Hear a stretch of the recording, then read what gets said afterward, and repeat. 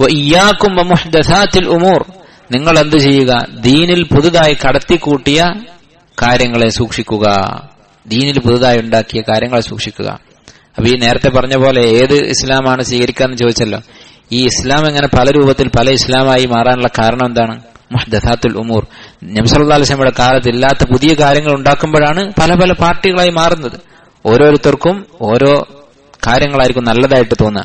നബി സല്ലല്ലാഹു അലൈഹി വസല്ലമയുടെ സുന്നത്ത് നമുക്ക് പോരാ, ഇങ്ങനെ ചെയ്താൽ നല്ലതല്ലേ, ജന്മദിനം ആഘോഷിക്കുന്നത് നല്ലതല്ലേ, വേറൊരാൾക്ക് ഇങ്ങനെ ചെയ്താൽ നല്ലതല്ലേ, അങ്ങനെ ചെയ്താൽ നല്ലതല്ലേ, ഒരു ഭരണകൂടം ഉണ്ടാക്കിയിട്ട് ഇസ്ലാമിക ഭരണം പിടിച്ചെടുത്തിട്ട് പിന്നെ ദീൻ പഠിപ്പിക്കുക, പിന്നെ തൗഹീദൊക്കെ പഠിപ്പിക്കുക, അങ്ങനെ ചെയ്താൽ അതല്ലേ നല്ലത്.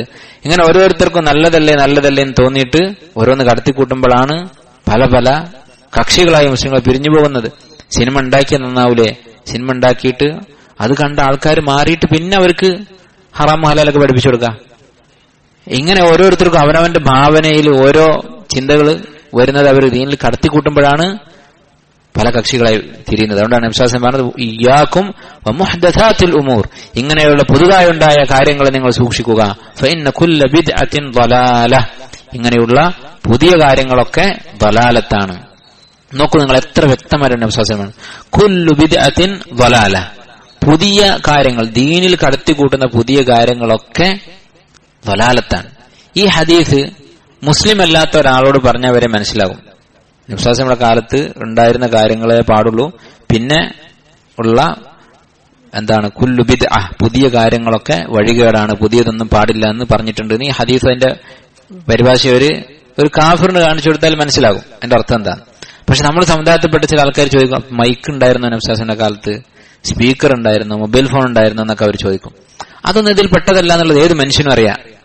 അത് നബി സല്ലല്ലാഹു അലൈഹി വസല്ലമയുടെ കാലത്ത് ഉപയോഗിക്കാൻ സാധിക്കാത്ത വസ്തുക്കളാണ്, ദുനിയാവിന്റെ കാര്യങ്ങളാണ്. അതിനെക്കുറിച്ചല്ല ഇവിടെ സംസാരിക്കുന്നത്. ഈ ഫോണും കാറും ഉപയോഗിക്കാൻ പഠിപ്പിക്കാനല്ല നബി സല്ലല്ലാഹു അലൈഹി വസല്ലം വന്നത്. അങ്ങനെ ആയിരുന്നെങ്കിൽ നബി സല്ലല്ലാഹു അലൈഹി വസല്ലം അത് പഠിപ്പിച്ചിട്ടേ ദുനിയാവിന്ന് പോവുള്ളൂ. അത് നബി സല്ലല്ലാഹു അലൈഹി വസല്ലം പഠിപ്പിച്ചിട്ടില്ല. ദുനിയാവിന്റെ ഒരു കണ്ടുപിടുത്തം നബി സല്ലല്ലാഹു അലൈഹി വസല്ലം നടത്തിയിട്ടില്ല.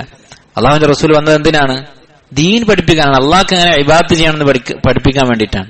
ആ വിഷയത്തിൽ വേറെ ഒന്ന് കടത്തിക്കൂട്ടുക എന്നുള്ളതാണ് ബിദ്അത്ത് എന്ന് പറയുന്നത്. ഇന്ന കുല്ല ബിദ്അത്തിൻ ളലാല, ആ വിഷയത്തിൽ കടത്തിക്കൂട്ടിയതൊക്കെ ളലാലത്താണ്. ചില പണ്ഡിതന്മാർ പറഞ്ഞിട്ടുണ്ട്, ബിദ്അത്തുകൾ എന്ന് പറഞ്ഞാൽ അതിൽ ശിർക്കിന്റെ ഒരു അംശമുണ്ട്.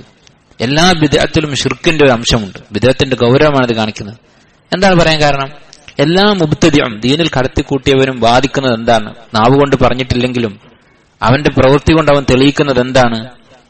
അള്ളാഹുവിന് പുറമെ ദീനിൽ നിയമമുണ്ടാക്കാൻ നമ്മുടെ ആളുകൾക്ക്, പണ്ഡിതന്മാർക്കും നേതാക്കന്മാർക്കും അധികാരമുണ്ട് എന്നാണ് അവർ പറയാതെ പറയുന്നത്. അല്ലെ? ഇപ്പോ നബിദിനം മുമ്പ് പതിവില്ലാത്തതാണ് എന്നവൻ പറയുന്നുണ്ട്, എന്നാലും അത് നല്ലതല്ലേ എന്ന് ചോദിക്കുമ്പോ അവന്റെ വാക്കിന്റെ അർത്ഥം എന്താണ്? അള്ളാഹു സുബ്ഹാനഹു വ തആല പഠിപ്പിക്കാത്തൊരു കാര്യം നല്ലതാണെന്ന് പറഞ്ഞ് ദീനിൽ കടത്തിക്കൂട്ടാൻ നമ്മുടെ പണ്ഡിതന്മാർക്ക് അധികാരമുണ്ട് എന്നാണ് അവർ പറയുന്നത്. അത് ശിർക്കല്ലേ? അം ലഹും ശുറക്കാഉ ശറഉ ലഹും മിനദ്ദീനി മാ ലം യഅ്ദൻ ബിഹില്ലാ, അള്ളാഹു അനുവദിക്കാത്ത കാര്യങ്ങൾ, മതകാര്യങ്ങൾ കടത്തിക്കൂട്ടാൻ വല്ല പങ്കാളികളും അവർക്കുണ്ടോ എന്ന് അള്ളാഹു ചോദിച്ചിട്ടുണ്ട്.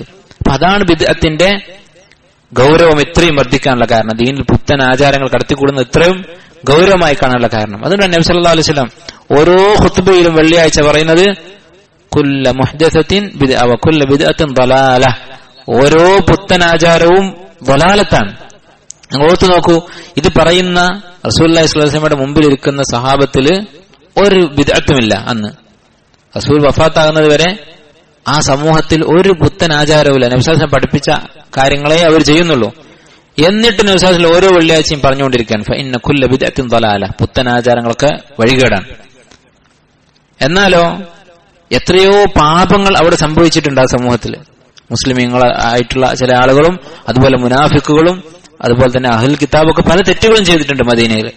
ആ തെറ്റുകളെ കുറിച്ച് ഒന്നും ഇത്ര ഗൗരവത്തിൽ നബി സല്ലല്ലാഹു അലൈഹി വസല്ലം പറഞ്ഞിട്ടില്ല. എന്തുകൊണ്ടാണ്? അതാണ് ബിദ്അത്തിന്റെ ഗൗരവം. ബിദ്അത്ത് എന്ന് പറയുന്നത് ശിർക്കിന്റെ ഒരു അംശം അതിൽ ഒളിഞ്ഞു കിടക്കുന്നുണ്ട് എന്ന് ചില പണ്ഡിതന്മാർ പറഞ്ഞിട്ടുണ്ട്.